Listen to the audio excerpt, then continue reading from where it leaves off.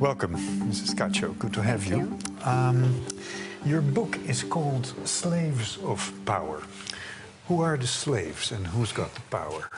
Well, there are slaves around the world, and women, men, and children, but specifically I centered on the women and children around the world. So for 5 years I went around different countries to study the sex slavery within the sex industry around the world and how it affects them, their human rights and their life of them in the countries they are at and of their families from the countries they left. And if we're talking about sex slavery and the human trafficking that's involved with it worldwide, what figures are we talking about? Well, there is what the UN calls the dance of figures. Sometimes I tend to use the lower numbers because as a journalist what I believe in is not to scare people with numbers, but to tell people these are real human beings that are going through this suffering. The UN says that 1.4 million people are enslaved every year, are victims of trafficking.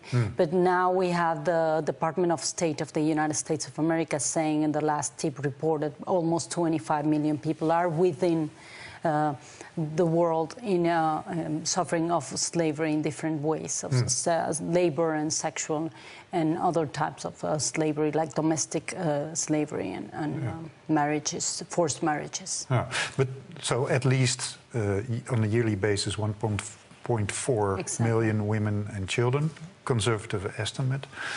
How did you go about finding out what's going on in that world? It seems like a dangerous job to me. Well, it is a dangerous job, but somebody has to do it. And I'm an investigative reporter. I started working as a reporter 23 years ago in Mexico. And what I did was 6 or 7 years ago, I started making a map of the mafias that are buying and selling women around the world. And I found some tips of like the Japanese mafia working in Mexico, in the northern state of Tijuana in Mexico, the Yakuza. I found the cell of the Yakuza in Mexico. And I started investigating them, and I saw that not only they chose Mexican women, girls, especially teenage girls, to take them to other countries, but they also deal with drugs. So I wanted to follow the paths and understand the pattern, international pattern of organized crime around the world. And I found out that some of these organized crime gangs around the world, Mexican included, of course, are not only selling drugs, but they found out in the last 10 years, and specifically in the last 5 years, that it is faster and easier and cheaper for them to buy and sell human beings than it is buying and selling guns and drugs, of course. Because specifically in Latin America and in other countries where there is drug policies against drugs and drug trafficking, they were not paying enough attention to the human trafficking, and it really increased all over the world. Okay, we'll get to that, to the extensivity of the problem. But first, you traveled all around the world, visited many countries. What's the worst country in this respect? I guess the worst country is the country in which one lives. That should be the focus. I should worry about what is happening in Mexico and what I can do with my country, fellow women and fellow children. And I think that is the same applies to Holland. But the one that affected me the most and impressed me the most was Japan. First of all, because Japan has been like a closed door to the rest of the world in general. We can read a lot about the Yakuza mafias, we can read a lot about the geisha culture, but we don't really know about what's going on in Japan. What impressed me the most is this incredible power the Yakuza has within the political system and the business system in Japan. And I read about Japan in your book, and what was interesting about it, one has the idea that in this trade it's mostly poor women and children from underdeveloped countries. But you tell a story about an American girl that was kidnapped or used by the Yakuza in Japan. Yes, the first thing that we have to think about when we talk about trafficking is just get rid of all the cliches. It's not only African girls being exploited in Holland, it's Dutch women being exploited in Holland, and Turkish, and probably Latin American, etc.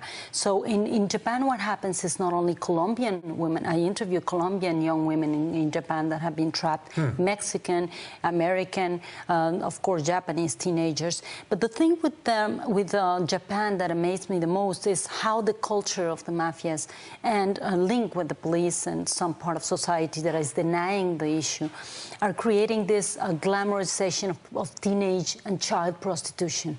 That is what I think is most scary. In a country that we tend to believe it's very high in progress and educated, there is this incredible misogyny and sexism within the Japanese culture that we have to look at. Yeah. And how much of an exception is Japan in that respect? I don't think it's a big exception. I think what I think is that Japan, it's very similar in some ways to countries like Brazil or Mexico, in which there is this culture of exploiting children and teenage girls and boys within the system of prostitution, within the industry, and people are not paying enough attention in that sense. But Japan announces it. What is amazing is that you go through the red light districts in Japan, which are not called red light district, of course, the nightclub districts. Did you go there? I went there. I took pictures, I walk around, I went into the places, I dress up in different places as a prostitute or as a nun, depending on what I needed to go. So give me this one image that stuck to you. In Japan, for example, I went into this bar with the help of two Japanese journalists. They went with me, two female journalists. We went into this like very nice bar where teenage boys are company boys to women, to tourist women. And so I went in, and they're supposed to accompany you while you have drinks, and they all look alike. They look like they have this emo look that looks very sharp and handsome, thin, boyish looking, like 16, 17, 18. And then at the end, of course, I asked one of the kids if they could go with me to the hotel. At the beginning, they had this thing. They said no, but at the end, he said, "Okay, I'll accompany you to the hotel." Once we walk out, he started telling me how much he would charge to have sex with me. These are teenage boys, and this is happening very easily. I'm Mexican. I don't speak Japanese. I talked in English with him, and he had perfect English, and he was trained to do that, and he's paid by the groups of the Yakuza. So it's a very accessible industry. Absolutely accessible. Yeah. It's not hidden anywhere. It's just right there. And it's the same thing for men, of course, that they can go into this geisha bar. They have this culture of the comfort women, that if you're a tourist, you go to any nice hotel in Japan, and you call a comfort woman good hotels, good five-star hotels. Absolutely, and they will send you a comfort woman, which means it's someone to be with you. Now, one of the reasons you wrote the book, and one of the central theses, is that sex trafficking, has never been as extensive as it is in the history of the world. How come? I think it has a lot to do with the things we haven't seen through the discussion of the last 20 years regarding prostitution. In general, all countries, the ones that have legalized prostitution and the ones that haven't, we keep discussing with society the fact of prostitution as if it was taken in an isolated area, as we do it physically. We put them in a red light district, and we discuss it as if it didn't. Yes. I know, as if it didn't belong to social rules, you know. And prostitution is one of the ways in which the sex industry works. It's a market of human beings selling human beings and selling sex in a dehumanized way. And I'm not moralizing about this. I think sex is wonderful, and the erotic life of everyone should be free. What I'm saying is the sex industry is promoting a lot of violence within the pornography, for example, and that the pornography around the world has changed incredibly, and it's interlinked with pornography, with But you also link it in your book to globalization. Absolutely, absolutely. It has a lot to do with it, because when the Americans are the greatest producers of pornography in the world, and when the Iron Curtain came down, the Russians started producing pornography really cheap, and they trash the American market in many ways. So what is happening is now the real pornography that is making money around the world is teenage and child pornography. And you can talk to any police, like the cyber police in Holland, and they will tell you they have a huge, really bad time because they find 5 pages and then there's 10 more next day. So child pornography and teenage pornography is increasing, and the sex industry is selling children younger and younger, and also the market is changing because the clients of prostitution around the world are looking for teenage girls or boys, if it's the case, given the case. There's another link you make in the book, which I found very surprising, and that's the link between feminism and the sex industry. How does this work? Well, I found this, I'm a feminist myself, and I found this, I think there's like a backlash of feminism right now in many countries. We can see it in Mexico, we can see it in Spain, I think we can see it in a different way in Holland, but we can certainly see it in Sweden, for example. Backlash in the male reaction to it. The backlash, which means that the feminists gain all these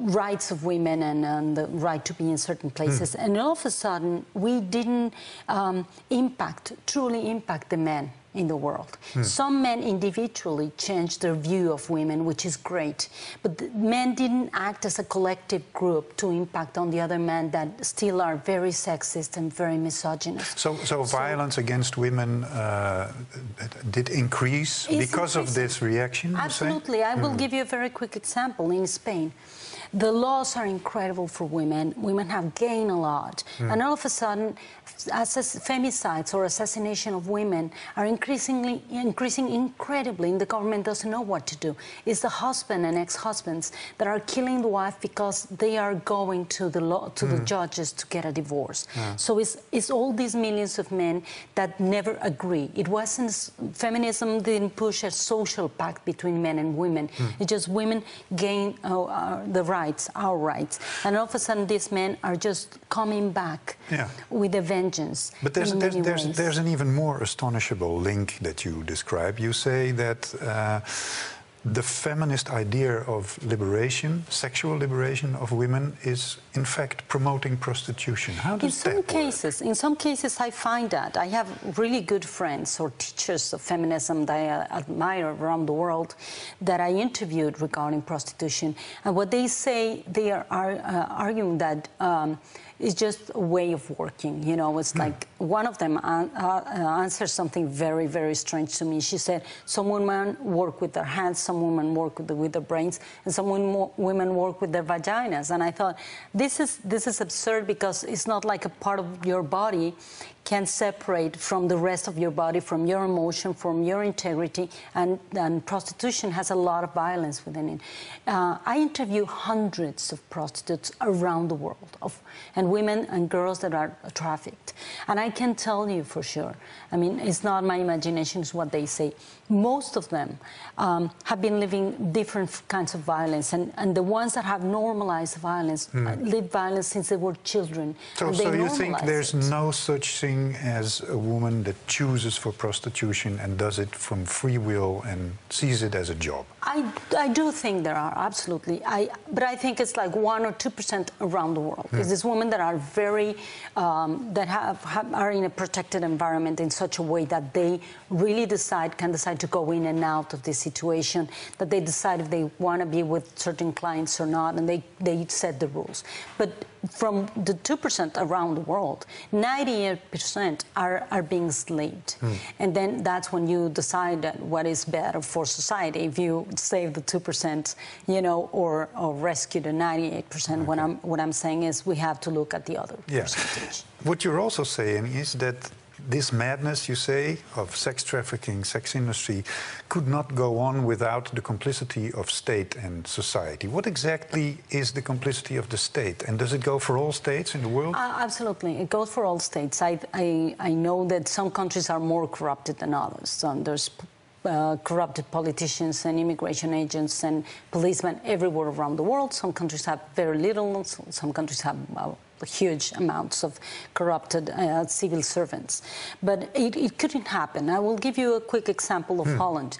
You had, recently you had this famous case of the 2 Nigerian men that brought 115 women from Nigeria to be, that is trafficking, right, as victims of trafficking and for prostitution.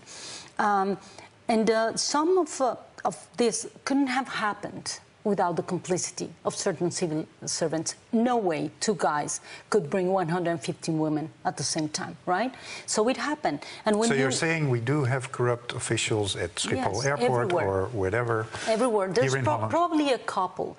And that doesn't explain it. But what explains it is, for example, you have one mayor that decides to make the red light district in Amsterdam smaller, right? Yes. And he told the people of Amsterdam, okay, don't worry about it. I'm not going to disappear prostitution. I'm just going to take it away from schools. And my question would be, if it's legal, if it's all right, if it's so modern, why would you keep it away from children? You know, if it's so natural to you. So there's this double standard all the time with which we are playing and politicians are playing around the world. It's the same with the Turkish government that has these brothels that the Turkish government runs itself. They get all the money from them, but they also have these special brothels that are like high-class brothels with women from outside, and it's the government who's running it. Same thing in Mexico. You know, prostitution is illegal, but we have red light districts that are operated by the system because they think that it's all right to have them, but it's immoral to have them near the good people. So it's very racist, it's very sexist, but we still allow it and nobody questions that discourse, you know? The other thing about fighting prostitution is the question of legalization. In Holland it is legal because in Holland the authorities think then we can protect the girls better and we can give them better circumstances and we can control the industry so it will not go underground. You seem to disagree in your book. Absolutely. I find it very disturbing to think that a government would think, okay, there's a group, a social group called women, that we will allow to be sexually exploited and treated as subjects, right, by society, because we believe, even though we don't say it, that men as a social group cannot control their sexuality, right? So we have to give them something, and we have to have them in a ghetto in which men can come and pay for sex with no intimacy, with no responsibility. They can be violent, they can do whatever, because it's their business, right? But then again, if it was so normal, why wouldn't it be the same thing like red light districts of men? If women and men have exactly the same desires. Maybe there's no demand. Exactly, because culture has created this disparity between men and women, saying that men are really sexual and eroticized and women are not. But as long as the demand is there, you also say there will be prostitution. Now, the demand will not disappear overnight. So, in the meantime, wouldn't it be better to control it and have it in a legal frame? I think that what it would be better is to change the discourse. Instead of saying, okay, this is prostitution and this is what it is, we have to look at it in a broader way and see what the sex industry is doing in our community, in our society, in our country, especially, for example, in Holland, speaking here, is what is the prostitution linked to here? How many pimps are there? How much violence do they really live, even though we're supposed to protect their human rights, right? And then how much money comes through the legal system and how much money goes through the illegal system and through the money laundering. And then how is pornography linked to this industry? And you have to look at what prostitution is doing to the teenage girls in Holland. This is really important because there's this culture. A few days ago, I was talking to this mother of a Dutch girl, a 15-year-old, that she asked her, Mom, why is my boyfriend, a very nice boy, asking me to have my genitals shaved? And he said that my genitals are not beautiful. And I asked why, and he showed me pornography on the internet where all the women have vaginoplasties, where they are shaved. And these kids are learning what eroticism and sex is, internet with pornography. And this is a subproduct of prostitution. We cannot separate it. No, we know that discussion in Holland, but still, if we abolish prostitution, the demand will not disappear. Some people would argue that the number of rapes will go sky high when there's no prostitution. I know. I mean, if I were a man, I would feel really insulted by that. See? I mean, I know there are men that commit crimes such as rape, of course.